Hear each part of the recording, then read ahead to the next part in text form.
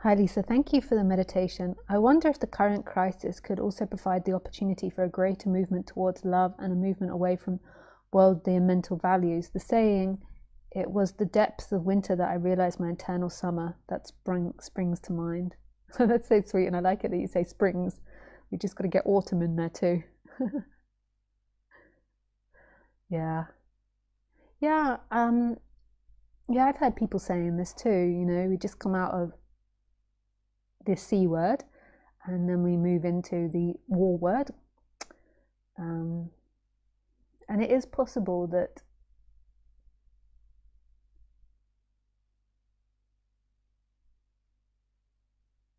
through a movement towards more darkness, more light comes in.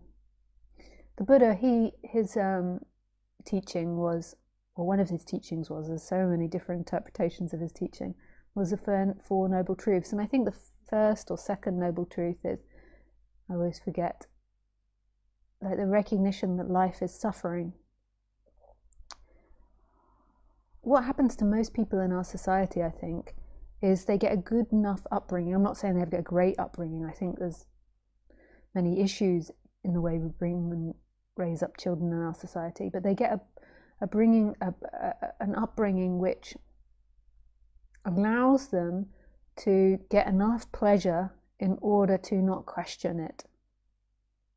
So the body is satisfied by enough pleasure to not question their predicament. That you can imagine it, like if you grew up in a wealthy environment, like not super rich, but a wealthy community and a wealthy environment, like you wouldn't want to question that too much. Like one of the questions is why you as opposed to other people, or look too deeply into the fact that lots of people don't have stuff, or where you get your products from, or what led you to being wealthy, or what the meaning of money is, or the different classes that we've had in society, the distribution of wealth. So if you've been brought up in that society, it's maybe not a conscious thing, but there'll be some part maybe that wants to continue with that pleasure. So therefore questioning that pleasure is not going to be something you do, just like a drug addict. When you're really addicted to drug, you don't want to think about the bad things in which drugs do to you. And in a way, Buddhism, I think they called it like the land of the gods. It's like you have good enough environment to not question. So I think we've got that a lot in the West. I think in the East, they're just struggling for survival a lot of the time. Not all the time, but I think there's a lot of poverty. There's a lot of poverty in the West as well. And when you're in poverty, you're just struggling to survive.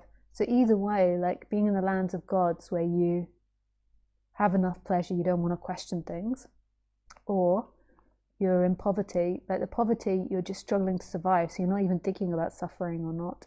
And when you're in the land of the gods, you don't want to think about it. So either one of those stops this investigation. But when you get to a point where you really realize life is suffering, so you're not just running to try to get the next meal ticket, which you won't really have the ability to think about whether life is suffering or not in that. You won't have the time. And also the other one, there isn't much of a momentum to think about these things. But when you get to the point where life is suffering, then you'll begin to open doors and ask questions.